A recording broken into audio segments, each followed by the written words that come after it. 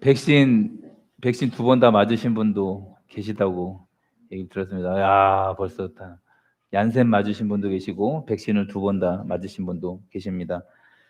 네, 오늘은 사형 선고 받으셨나요? 라는 주제로 죄에 대한 주제를 함께 나누고 있는데 마지막 시간입니다. 다음 주부터는 십자가의 복음, 십자가의 도에 대한 부분을 나누겠는데요.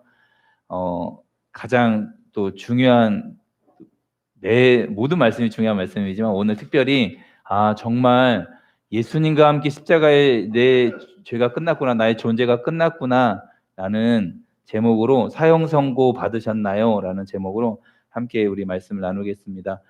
여러분, 포도송이 제가 어저께 좀 조사를 해봤는데 나무 한 그루에, 포도나무 한 그루에 대략 몇 송이 정도 열리는 줄 아시나요? 잘 모르시는구나. 저희는 이제 잘 먹긴 하는데 이런 거 잘 모르고 먹죠. 보통은 50송이에서 한 100송이 정도 열린다고 합니다. 한 나무에. 그러면 이게 중요한 게 아니라 지금 저희 나라에서 한 나무에 가장 많은 포도송이가 몇 송이 열렸을까요? 최근 기사 3,000송이, 몇 년 전에 3,000송이였습니다. 그 나무가 해마다 점점 농약도 안 치고 이렇게 자연 농법으로 이렇게 하는데 고창에서 하시더라고요. 뉴스에 나와 있는데, 신문이나 뉴스에 나와 있습니다. 나무 한 그루에 길이가 40m까지 뻗어갔습니다. 한 그루에 계속. 그래서 비닐하우스 4동을 이렇게 설치해 주셨더라고요. 4동을 연결해서 쫙 계속 가지를 뻗어 나가는 거예요. 4,500송이. 야, 그분이 한 25나무를 키우시는데 보통 1,000송이가 넘어요. 이렇게 농약을 치지 않고 땅을 아주 잘 이렇게 좋게 개관을 하셔갖고 보통 1,000송이가 넘고 많은 것들을 한 2,000송이. 그런데 한 나무가 튼튼하게 자라더니 3,000송이가 몇 년 전이었습니다. 3,500송이, 4,000송이. 지금은 4,500송이. 그러니까 한 나무만 딱 키워서, 포도 좀 있으면 이제 포도가 한창 나올 텐데, 여러분 오늘 저희가 죄의 속성 중에서 뭐가 있었죠? 첫 번째 반역성이 있었습니다. 그런데 오늘은 어떤 걸 살펴볼 거냐면 확장성. 이렇게 포도송이 한 나무에서 쭉 확장되어 나가는 것처럼 죄에는 어떤 속성이냐면 확장성이 있습니다. 로마서 5장 12절 말씀 같이 앞에 화면 보고 같이 한번 읽어보겠습니다. 시작. 그러므로 한 사람으로 말미암아 죄가 세상에 들어오고 죄로 말미암아 사망이 들어왔나니 이와 같이 모든 이르렀느니라. 아멘. 한 사람으로 말미암아 죄가 세상에 들어왔다고 이야기하고 있습니다. 아담 한 사람으로 말미암아 죄가 세상에 들어오고 죄로 말미암아 뭐가 들어왔습니까? 사망이라는 게 원래 없었죠. 근데 죄로 말미암아 사망, 곧 죽음이 들어왔는데 모든 사람이 죄를 지었으므로 사망이 모든 사람에게 이르렀느니라. 우리가 죽음을 피해갈 수는 없습니다. 죄의 결과로 우리가 죽음을 맞이하게 되어 있는데 모든 사람이 죄를 지었으므로 모든 사람에게 사망이 이르게 되었습니다. 생명 안에 들어온 죄는 그 사람에게만 머물러 있는 게 아니라 이게 모든 인류에게 가공할 만한 파괴력을 가진 죄가 확장력을 가지고 있습니다. 즉 전염성이 있다는 것입니다. 상황과 조건만 갖춰지면 아까 포도송이처럼 비닐하우스 4동을 이렇게 가득 채웠지만 4,500송이 수준이 아니라 죄의 열매가 그렇게 많이 뻗어나갈 수 있다는 것입니다. 여러분, 암도 무섭지만 확장성이 있는, 전염성이 있는 질병이 더 무섭습니다. 지금 지구상에서 가장 큰 전염병이 뭐였을까요? 흑사병. 흑사병이 14세기 정도에 일어났는데 1400년도 1억 명, 어떻게 조사해보니까 1억 명에서 이제 추정을 잘 못하더라고. 1억에서 2억 사이의 인구가 죽었는데 전 세계 인구가 4억 5천이었습니다. 그러니까 어마어마한 인원이 이 패스트에, 흑사병에 원인도 모른 채 그냥 걸리면 치사율이 높으니까. 코로나로 인해서 감염된 사람이 어제 제가 조사해보니까 1억 8천만 명이었습니다. 상당히 높은 숫자인데 죽은 사람의 숫자는 391만 명이었습니다. 그렇게 치사율이 높지는 않습니다. 그런데 만약에 코로나가 걸리면 그냥 거의 죽는다. 그래서 1억 8천만 명이 감염이 돼서 1억 8천만이 죽었다라고 했으면 지금 수준이 아니라 저희 진짜 교회에서 만나지 못했을 것 같아요. 학교도 전면 폐쇄되고 전 세계가 1억만 만약에 죽었다고 하면 난리 났을 겁니다. 근데 1,000만 명도 죽지 않았습니다. 너무나 큰 숫자긴 하지만 1억 8천만이 감염됐는데 391만 명이 죽었습니다. 여러분, 죄는 그냥 있지 않습니다. 내 지, 정의, 나의 모든 영역을 타락시키고, 저희가 살펴봤지만 도덕적 타락이 어떻게 이 성적 타락으로 이루어져서 사회 규범적으로 타락하는지, 온 세상이 그냥 다 죄로 물들 수밖에 없는 이렇게 확장성을 가지고 있습니다. 그러니까 우리가 생각하는 영역에서도 이 죄로 오염돼서 온전한 생각을 잘 못합니다. 그리고 누구를 바라볼 때 우리는 판단하고 정죄하는 것은 익숙한데 누구를 바라보면서 자연스럽게 용서하거나 사랑하는 마음이 들지 않습니다. 특히 나에게 피해를 끼치는 사람을 사랑하는 건, 원수를 사랑한다는 건 우리 저절로 되지 않습니다. 원수 같은 사람을 미워하는 건 너무 자연스럽게 되죠. 이 죄의 결과로 누구를 미워하는 건 누구에게 배우지 않아도 자연스럽게 됩니다. 그리고 여러분, 이런 거 너무 자연스럽게 되잖아요. 걱정, 잡념, 불안, 염려, 초조. 이거 그냥 가만히 있어도 우리 인생을 살아가면서 많은 일들 가운데 너무 불안해하고 염려하고 초조하고 이런 것들이 죄의 결과로 정서가 다 망가졌기 때문에 이렇게 불안해하고 있습니다. 모든 인류의 역사는 죄의 역사입니다. 하나님의 선택된 백성, 구약의 이스라엘 백성들도 우리가 살펴보면, 성경을 살펴보면 죄의 역사였습니다. 우상 숭배의 역사였고 죄의 역사였습니다. 그래서 어떤 우리의 열심, 우리 종교적인 어떤 열심, 바리새인처럼 정말로 하나님 말씀을 스스로 지켜보려고 하는 막 규범을 정해서 자기의 행위로 막 이걸 잘 지켜보려고 하는 것이 얼마나 자기가 죄인인지가 드러나는, 그러니까 우리의 행위로는, 종교적 행위로는 이 죄를 절대 이길 수 없습니다. 우리 오직 복음으로만 승리할 수 있고 믿음 외에는 이길 수 없습니다.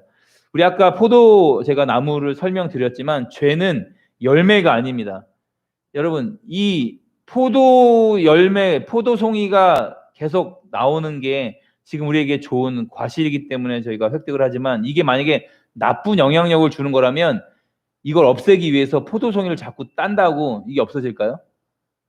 내년에 또 열립니다. 포도송이를 아무리 많이 따도 포도는 계속 열리게 돼 있어요. 4,500송이가 열리는 것처럼. 그러면 이 포도나무에서 포도송이가 열리지 않게 하려면, 죄의 나무에서 죄가 열리지 않게 하려면 죄를 따는 게 중요할까요? 어떤 게 중요할까요?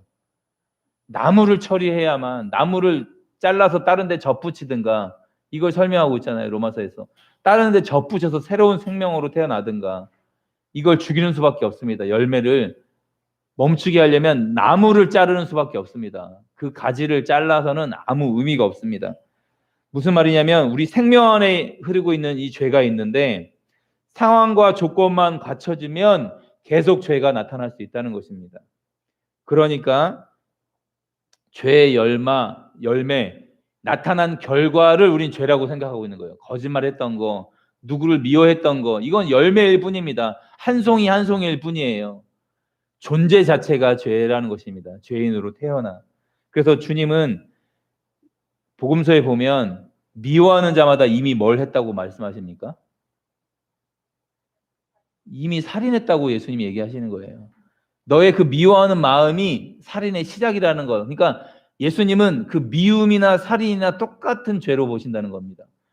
여자를 보고 음욕을 품는 자마다 이미 간음을 했다라고 이야기하시는 거예요. 그러니까 주님 앞에 섰을 때, 전 간음한 적 없는데요. 너 음욕을 품었잖아. 너 생각으로 마음으로 음란한 마음 품었잖아. 그거 간음한 것과 똑같아. 열매로 드러나지 않았지만 똑같은 것이라는 것입니다. 로마서 2장 1절 말씀 제가 한번 읽어보겠습니다. 그러므로 남을 판단하는 사람아, 누구를 막론하고 내가 핑계하지 못할 것은 남을 판단하는 것으로 내가 너를 정죄함이니 판단하는 내가 같은 일을 행함이니라. 이게 로마서 1장에서 모든 인류의 죄를 옳다 하느니라 그러면서 불의, 추악, 탐욕, 로마서 1장 후반부에 모든 인류의 죄악, 사회 규범적으로 타락한, 사형에 해당한다고 알고도 그런 일을 행하는 자들을 옳다 하느니라 이렇게 말하고 나서 갑자기 2장 1절에 그러므로 남을 판단하는 사람아, 이렇게 전 인류를 상대로 바울이 딱 글을 쓰다가 갑자기 거룩하다고 하는, 깨끗하다고 하는 유대인을 상대로 너 똑같은 짓을 하고 있어. 너 깨끗하다고 하고 있지. 유대인들, 바리새인들. 누구를 막론하고 내가 핑계하지 못할 것은 남을 판단하는 것으로 내가 너를 정죄함이니 판단하는 내가 같은 일을 행함이니라 라고 이야기하고 있습니다. 도둑질하지 말라고 가르치는 네가 도둑질하고 있지 않냐. 그렇게 이야기하면서 유대인들에게, 특히 모태신앙들에게 이렇게 똑같은 일을 하고 있다고 이야기하고 있습니다. 여러분, 겉으로는 죄를 짓지 않으면, 바리새인들이 그랬어요. 겉으로 죄가 나타나지 않으면 11조도 열심히 하고 정말로 기도도 많이 하고 이러니까 거룩한 자, 깨끗한 자, 그리고 또 율법 교사로서 남을 가르치는 일들을 막 해오는데 속에서는 돈을 좋아하고 있었거든요. 성경에 보면 바리새인들은 돈을 좋아하는 자들이다 이렇게 표현하고 있고, 예수님은 만났을 때 독사의 자식들아 그랬어요. 회칠한 무덤이라고. 겉은 번지르르한데 그 속은 썩어 문드러져 있다고 이야기하시는 거예요. 왜 이거를 미워하시냐면 겉으로는 거룩한 척을 하는데 속에서는 똑같은 미워하는 마음, 정죄하는 마음, 음욕, 더러운 생각들, 판단하는 마음들이 너무나 많이 일어납니다. 특히 그렇게 거룩하게 살아가는 척을 하는 사람들은 남들보다 내가 낫다. 저 세리보다 저 창기보다는 내가 깨끗하다. 내 기도를 들어주셔야지. 그리고 기도하는 거를 남들에게 보여주길 좋아해서 큰 거리에서 막 기도합니다. 근데 누가복음 18장 보면 세리는 감히 하늘을 쳐다도 못 보고 기도하잖아요. 하루다. 저는 죄인이라 하나님을 볼 수도 없다고 막 이렇게 이야기하잖아요. 그래서 바울도 이런 말을 합니다. 그렇게 거룩하게 살고 가장 깨끗하게 살았다는 바울도 자기 자신 안에 이 끊임없는 죄악과 싸웠다고 로마서 7장에 이야기하고 있습니다. 오호라 나는 공고한 사람이로다.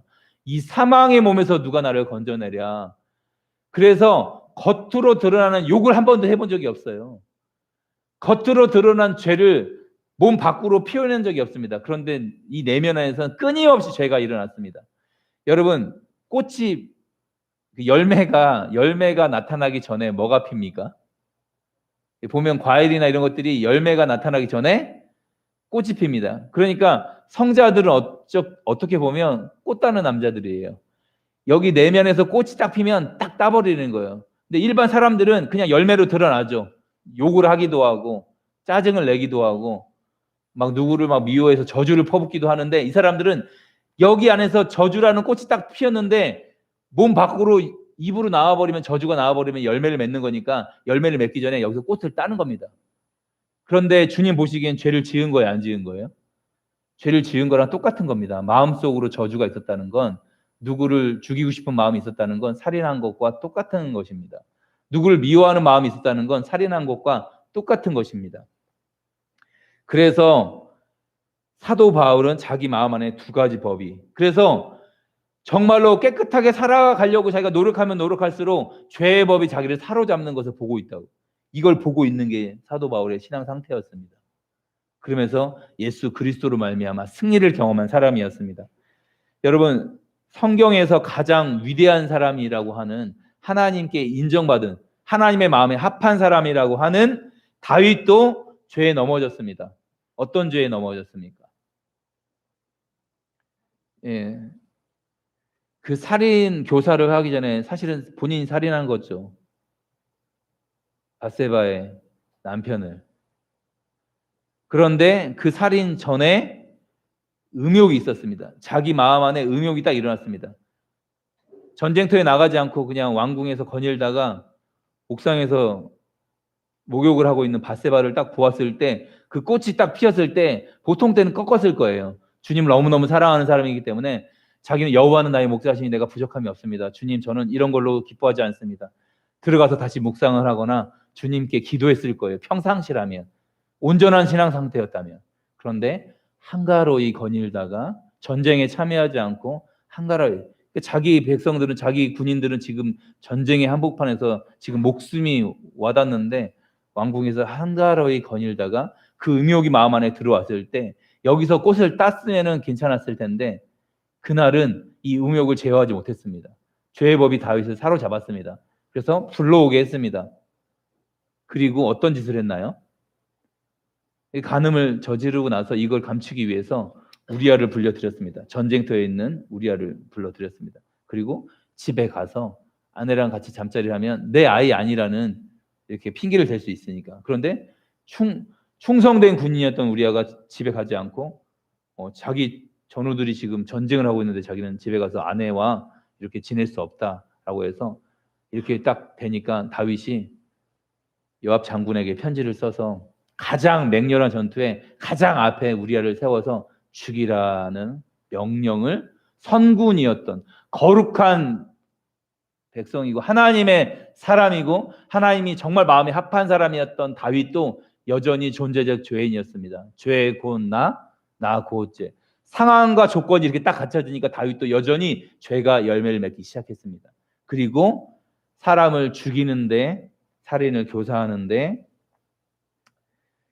앞장섰습니다. 자기의 권위를 이용해서, 힘을 이용해서 그 장군을 시켜서 죽이는데 살인을 서슴없이 저질렀습니다.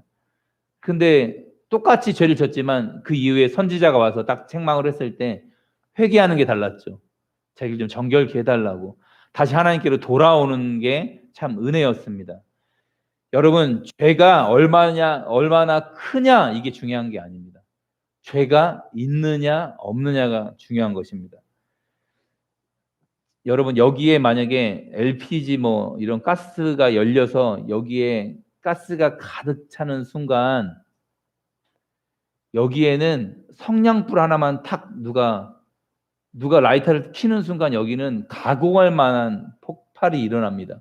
그러니까 이 건물을 폭파시키는데 큰 게 필요한 게 아니라 성냥불 하나면 이 가스만 가득 차 있으면 이 건물을 다 폭발시키고도 남습니다.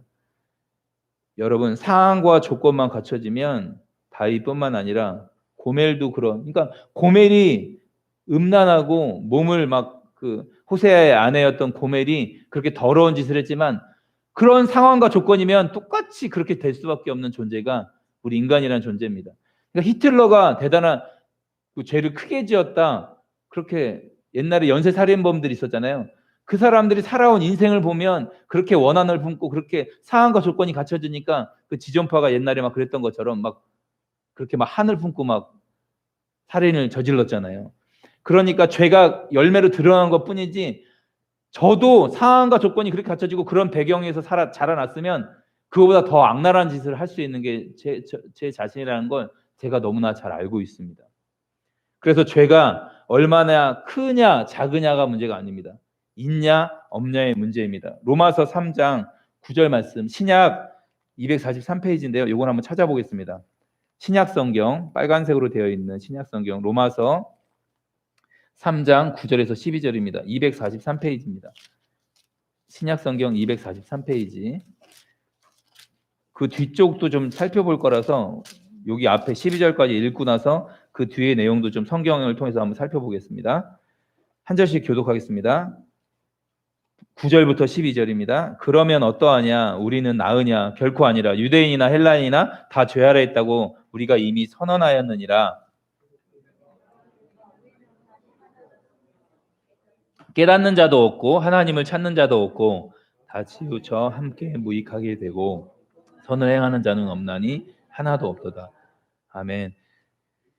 9절 말씀 보면 그러면 어떠냐? 우리는 나으냐? 결코 아니라. 유대인이나 헬라인이나 다 죄 아래 있다고 우리가 이미 선언하였느니라. 기록된 바 10절 말씀에 뭐라고 쓰여 있습니까? 기록된 바 의인은 없나니 하나도 없으며 11절에 깨닫는 자도 없고 하나님을 찾는 자도 없고. 그러니까 우리가 지금 예배를 드린다는 건 하나님을 찾아 나온다는 건 정말 하나님의 놀라운 은혜입니다. 할렐루야. 우리 스스로의 힘으로는 우리의 어떤 노력으로는 이게 되어지지 않는다는 거예요. 하나님이 하신다는 겁니다. 다 치우쳐 함께 무익하게 되고 선을 행하는 자는 없나니 하나도 없도다. 하나님 앞에 선을 행하는 자가 없습니다. 하나도 없습니다. 13절 말씀 보세요. 이거는 이제 다 읽었고 13절 보면 그들의 목구멍은 열린 무덤이요 그 혀로는 속임을 일삼으며 그 입술에는 독사의 독이 있고 많아서 제가 PPT를 안 넣었습니다. 14절에 그 입에는 저주와 악독이 가득하고. 이거 누가 피해갈 수 있습니까? 그 입에는, 그 마음에는 저주와 악독이 가득한, 그 저주를 악독을 하지 않았던 것 뿐이지 그 마음 안에서는 똑같이 그 마음이 일어나잖아요. 그 발은 피 흘리는 데 빠른지라 파멸과 고생이 그 길에 있어. 17절 평강의 길을 알지 못하였고 이게 인생입니다. 18절 말씀 같이 한번 읽어보겠습니다. 시작. 그들의 눈 앞에 하나님을 함과 같으니라. 아멘. 결론은 그들의 눈 앞에 하나님을 두려움이 없느니라 함과 같으니라. 상황과 조건만 갖춰지면 누구도 보지 않으면 이 모든 죄를 빠르게 지을 수 있는 것이 우리의 존재입니다. 전혀 하나님을 두려움이 없습니다. 죄에 대해서는요, 얼마나 심각한지를 잘 못 깨닫는 거예요. 그러니까 이 죄라는 주제가 복음을 이해하는 데 너무나 중요한 주제라고 했지 않습니까? 죄가 얼마나 심각한지를 깨달으면 우리 이대로 살 수는 없습니다. 여러분, 나병 환자가 있습니다. 나병 환자 간증을 저도 여러 명의 간증을 들었는데, 나병 환자가 나병이 딱 걸리는 순간 이 사람은 이전의 인생에 대해서는 죽은 자로 삽니다. 중학교 2학년 때 나병이 걸렸던 한 사람의 간증을 듣게 되었는데요. 지금 전라도에도 그 나병 환자들이 모여 사는 섬들이 있잖아요. 그런 쪽으로 이제 보내지는 거예요. 그런데 과거 얘기를 하지 않습니다. 그 사람은 이제 간증을 했기 때문에 과거 얘기를 해주셔서 아는데, 중학교 2학년 때 누구에게 이제 나병을 옮은 거예요.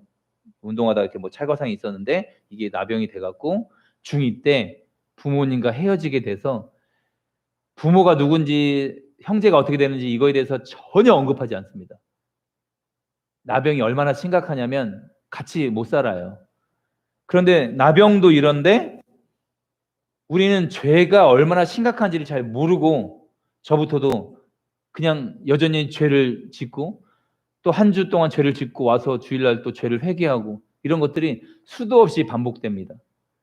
그런데 죄가 이 반역성이 있고 이 확장성이 있는데 마지막 세 번째 어떤 속성이 있냐면 영속성이 있습니다. 이 죄가 영원합니다. 요한계시록 20장 10절 말씀 한번 보겠습니다. 신약성경 420페이지입니다. 요한계시록 20장 10절 앞에 화면에도 있습니다. 요한계시록 20장 10절 말씀 신약성경 420페이지 같이 한번 읽겠습니다. 시작.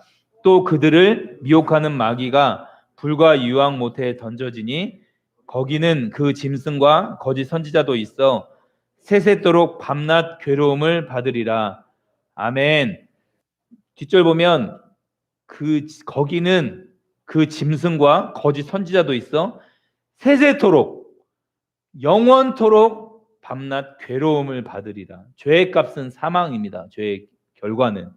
그래서 이 죄는 단순한 도덕적 윤리적 문제가 아니라 우리의 영원한 운명이 달린 거고 죽고 사는 문제가 있습니다. 그래서 죄는 우리가 살아가는 인생 가운데 반드시 처리가 돼야 됩니다.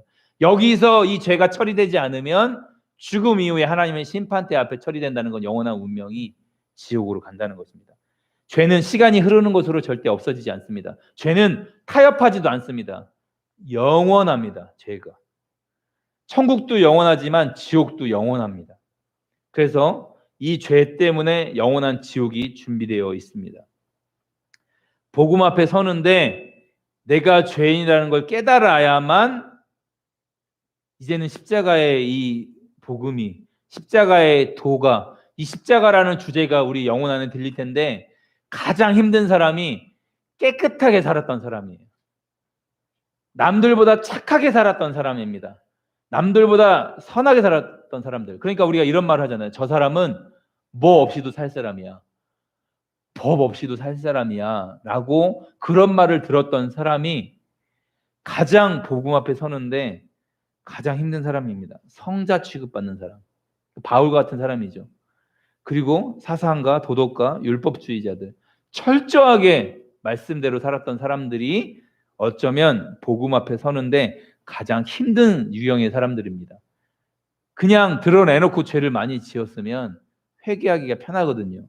그런데 가장 착하게 살고 선한 자아를 가지고 있는 사람이 복음 앞에 설 때 가장 힘듭니다. 그런데 이게 왜 하나님 앞에 힘든 거냐면 자기는 깨끗하게 살려고 너무나 무단히 노력을 했어요. 그런데 그 내면 안에 어떤 게 있냐면 나는 하나님 앞에서 나는 깨끗해질 거야. 내 스스로 열심히 노력해서 난 당당히 하나님 앞에 설 거야. 라는 태도인 거예요.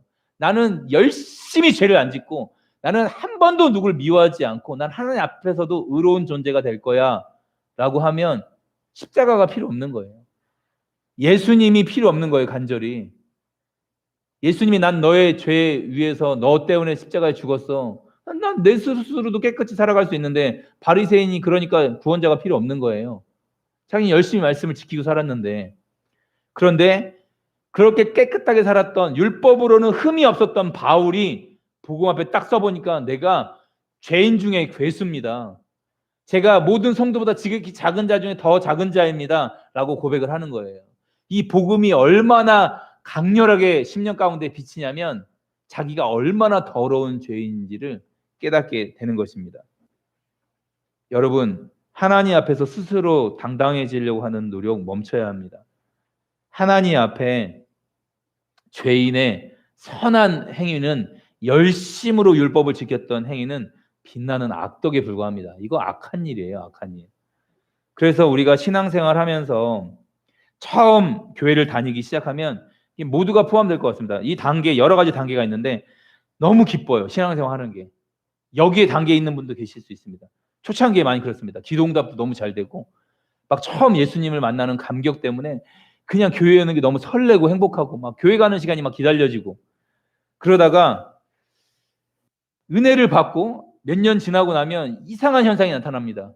죄가 해결이 안 되는 거예요. 너무 잘 살다가 또 어느 날 막 감정이 막 짜증으로만 올라오면 짜증이 한번 확 나오기도 하고 어떤 사람은 혈기가 몇 개월에 한번 혈기가 나오기도 하고 그러면 또 교회 가서 막 진짜 막 혈기 나왔던 짜증을 냈던 자기를 막 회개하면서 주님 저 정말 주님의 마음대로 살고 싶습니다 라고 해서 자아를 길들이기 시작합니다. 이게 몇 번 반복되면 수련회 때 은혜 받았다가 부흥회 때 은혜 받았다가 또 몇 개월 지나면 확 은혜 사라져서 또 막 퍼붓고 이러면 자기 자아를 길들이기 시작합니다.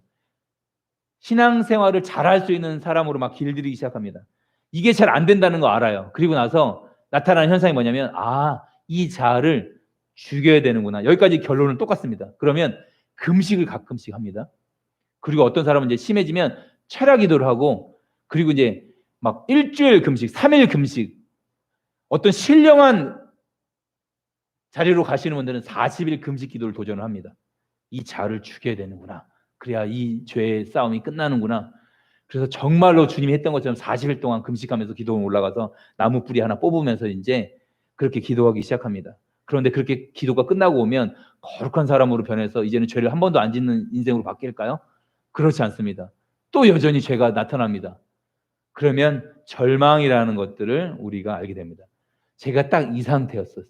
죄가 내 안에서 끝나지 않는구나. 이게 제가 선교사 준비하려고 다른 나라에 가서 7개월 동안 살면서 나타났던 현상입니다. 죄를 내가 벗어날 수 없구나 라는 결론으로 저는 죽고 싶었어요. 그냥 더 이상 이 신앙생활 포기하고 싶다. 40년밖에 안 살았지만 절망은 이 죄에서 벗어날 수 없다는 것이었습니다. 이렇게 자기 스스로 죽을 수 없다라는 이 결론에 도달한 사람이 지금 이 복음을 들으면 진짜 이제 복음이 되는 거예요. 로마서 6장 6절 7절 말씀 신약 247페이지인데 한번 찾아보겠습니다. 로마서 6장 6절 7절 말씀입니다. 이게 이런 절망이 딱 자기에게 왔던 사람, 와 나는 내 스스로 변화되지 않는구나, 죄를 벗어날 수 없는구나 라고 깨달은 사람이 이 말씀이 다시 들려지기 시작합니다. 6절 7절 말씀 같이 한번 두 절 읽겠습니다. 시작. 우리가 알거니와 우리의 옛사람이 예수와 함께 십자가에 못 박힌 것은 죄의 몸이 죽어 다시는 우리가 죄에게 종노릇하지 아니하려 함이니 이는 죽은 자가 죄에서 벗어나 의롭다 하심을 얻었음이라. 아멘. 내 스스로 죽어보려고 자아를 죽이려고 이제는 막 금식도 하고 철야도 하고 정말로 거룩하게 살려고 욕도 안 하고 막 부단히 애를 쓰는데 내가 스스로 죽어지지가 않는구나 라고 절망했던 사람이 6절 말씀 보면 우리가 알거니와 우리의 옛사람이 내 죄가 십자가에 죽은 게 아니라 우리의 옛사람이 병든 자 옛것 제가 이거 얘기했잖아요. 항상 죄곤나 나고죄 이 내가 그러니까 나의 죄가 죽은 게 아니라 우리의 옛사람이 누구와 함께 예수와 함께 십자가에 못 박힌 것은 이 못 박힌 이유가 여기 나옵니다. 죄의 몸이 죽어 다시는 우리가 죄에게 종노릇하지 아니하려 함이니. 할렐루야. 7절 말씀에 이는 죽은 자가 죄에서 벗어나 의롭다 하심을 얻었습니다. 칭의, 너 의로운 존재야. 그러니까 우리가 죄를 안 짓는 존재가 바뀐 게 아니라 죄에서 벗어났습니다. 이미 의롭다 하심을 얻었습니다. 그래서 죄의 몸이 죽었다는 걸 믿음으로 선포하는 거예요. 매일매일. 난 예수님과 함께 내 죄의 몸이 죽었어. 나 옛사람이 끝났어. 여전히 죄를 나오죠. 그러면 이런 죄를 짓는 나는 예수님과 함께 2000년 전에 죽었어. 난 예수님의 생명이야. 라고 선포하고 다시 살아가는 겁니다. 그러니까 여러분 이제 주일날 기도하실 때도 한 주 동안 지었던 죄를 용서해 주시고, 그러니까 제가 모태신앙이라 47년 동안 교회 생활을 했지만 천편일률적으로 기도가 너무 똑같습니다. 그냥 우리 선배들이 했던 그 기도가 똑같이 물려받았으니까. 그런데 우리 원월드 교회의 기도는 바뀌었으면 좋겠어요. 주님, 한 주 동안 죄를 지은 것도 사실입니다. 하지만 이런 죄를 지었던 내가 예수님과 함께 이미 십자가에 죽었습니다. 이번 앞으로의 한 주는 예수님과 함께 동행하는 한 주로 믿음으로 살아가는 한 주가 될 수 있도록 주님 도와주십시오. 그러니까는 한 주 동안 죄 지은 거 용서해 주시고 다음 주 와서 또 죄 용서해 주시고, 그러니까 늘 그냥 죄를 지을 거로 생각하고 있어요. 하나님, 이 죄에 넘어질 수밖에 없는 연약한 존재지만 성령으로 충만케 해주시고, 이런 죄를 짓는 나는 이미 예수님과 함께 끝났습니다. 우리 원월드교회 모든 성도님들 예수님과 함께 이미 십자가에 죽었음을 믿음으로 선포하고 이번 한 주는 승리할 수 있도록 도와주십시오. 그리고 하나님, 한 주 동안 살면서 믿음으로 죄로 넘어질 순간에 제가 믿음으로 하나님께 기도했을 때, 화합했을 때 승리하게 해주신 주님을 찬양합니다. 이런 기도가 우리 예배 때 선포되었으면 좋겠습니다. 할렐루야. 이 승리의 경험도 마음껏 한 주 동안 죄 지은 거 용서해 주시고, 맨날 똑같아요 이게. 그런데 승리한 경험이 이제 한두 개 생기기 시작하면, 주님, 저 연약해서 넘어지려고 하는 순간, 정말 짜증이 나서 저주를 퍼부으려는 순간 제가 무릎 꿇고 주님, 이런 내가 죽었습니다라고 고백했을 때 주님 내 안에 평안을 주셨고 주님과 동행할 수 있는 기쁨을 주신 주님을 찬양합니다. 이런 식으로 우리 모든 성도님들 한 주 동안 믿음으로 승리할 수 있도록, 죄에 승리할 수 있도록, 우리 죄에 벗어나 의로운 존재가 되었다는 거 선포하고 살아갈 수 있는 원월드교회 될 수 있도록 도와주십시오 라고 기도하는 저희 교회 되었으면 좋겠습니다. 할렐루야. 우리 죄가 아니라 우리의 옛사람이 예수와 함께 십자가에 못 박혀 끝났습니다. 여러분, 자기를 죽여보려고 그렇게 부단히 애를 쓰고 노력했던 사람은 이게 무슨 말인지 압니다. 와, 예수님과 함께 나 이미 끝났구나. 제가 제 인생의 가장 절망 가운데 빠졌을 때 제가 그때 깨달았던 건 뭐냐면, 저는 제 스스로 주님 용서해 주세요 회개한 것도 아니에요. 저 그냥 죽여버리세요. 저는 이 땅에 살 가치가 없는 쓰레기 같은 존재입니다. 그냥 저는 죄인 중에 개수가 아니라 정말 쓰레기 같은 존재입니다. 주님, 저는 구원받을 자격이 저에게 없습니다라고 했을 때, 정주, 사랑하는 아들아, 눈을 들어 갈보리를 바라봐. 너 거기서 예수님과 함께 죽었어 라고 했을 때 그때 처음 깨달았어요. 제 전 존재가 그때 깨달았습니다. 여러분, 예수님만 죽은 게 아니라 십자가에서 나도 함께 죽었습니다. 이렇게 이걸 죽음을 경험한 사람은 다시는 자기를 위해 살지 않습니다. 다시는 자기 자신을 위해 살지 않습니다. 주님을 위해 살게 되어 있습니다. 할렐루야. 죄는 죽음 없이는 해결되지 않습니다. 반드시 심판을 거쳐야 합니다. 빚이 있는 사람은요, 빚을 갚아야 해요. 빚에서 자유할 수 있는 거는 빚을 갚아야 합니다. 그러니까 죄의 열매를 따고 회개하는 수준이 아니라 이미 그 나무가 끝났습니다. 뽑혔습니다, 주님. 그리고 주님과 함께 접붙임 되었습니다. 골로새서 3장 3절 앞에 화면 보시고 같이 한번 읽어보겠습니다. 신약 326페이지인데요. 앞에 화면 보고 같이 한번 읽겠습니다. 시작. 이는 너희가 죽었고 하나님 안에 감추어졌음이라. 아멘. 이는 너희가 죽었고, 이미 끝났다고 이야기합니다. 너희 죄가 아니라 너희가 죽었고 너희 생명이 그리스도와 함께 하나님 안에 감추어져 있다고 골로새서에서 이야기하고 있습니다. 병든 자아가 땅의 지체, 옛것, 너희 육의 것, 이것이 죽었습니다. 갈라디아서 2장 20절, 이건 암송하셔야 돼요.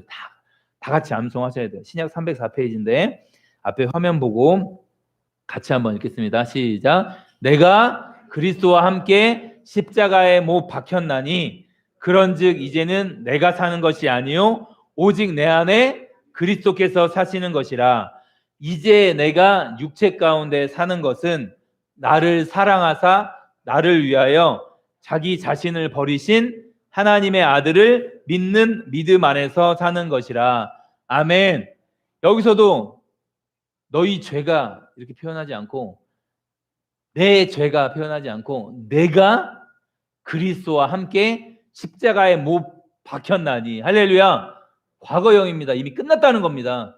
못 박혔나니 그런즉 이제는 내가 사는 것이 아니요 오직 내 안에 누가 사신답니까?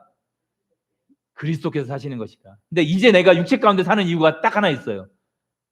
나를 사랑하사 자기 자신을 버리신 하나님의 아들을 믿는 믿음 안에서 사는 거예요. 할렐루야. 이렇게 사는 게 신앙생활입니다. 나는 예수님과 함께 이미 죽었군요. 내 안에 예수님 사시지요. 이런 사람이 어떻게 죄를 짓겠습니까?